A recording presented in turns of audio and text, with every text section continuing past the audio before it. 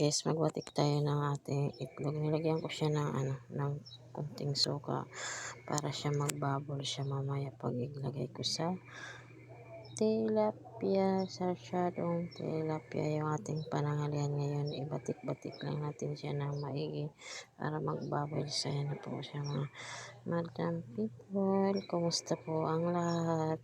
Hindi ko alam kung ano habang binabatik ko yung yung itlog, piniprito ko baga yung tilapia. Tapos yan na yung mga lamas, bawang, sibuyas, kamatis, luya. Yan po, tatanggalin na natin yung prinito nating tilapia. Yan, pinalikan ko ulit kung ayan, magigisa na tayo ng sibuyas, bawang, luya, kamatis. Lagyan na natin yan ng mantika at sa mainit na kawali.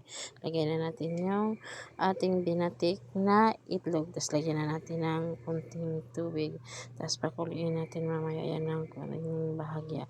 Nilagyan ko na yan ng pampalasa mga madlang people. Ayan na po yung tilapia at saka yan na yung ating ginisang itlog. Ayan na, ilagay na natin si tilapia. Magandang tanghali sa inyo mga madam people. Nagluluto na yung lola nyo. Pasensya po, hindi ako kahapon nakapag-engage sa iba kasi nawalan ako ng load at saka na-busy rin ako. Kumusta po ang lahat? Salamat po sa nanonood ng aking reels. Kung may sino yung may bakat, yun magbabakat din ako para mabalikan ko po kayo. Kasi sobrang higpit ngayon ni Lolo Mitz. Nag-share ako po. Yun po ay na copyright ako.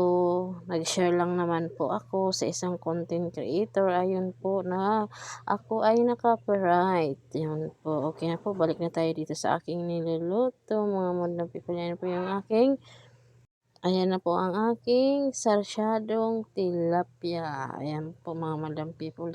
Yan ang aming pananghalian ngayong tanghali. Salamat po sa nanood sa aking reels. Babalikan po kayo kung sino may bakit sa reels ko. Thank you po sa nanonood. I love you po.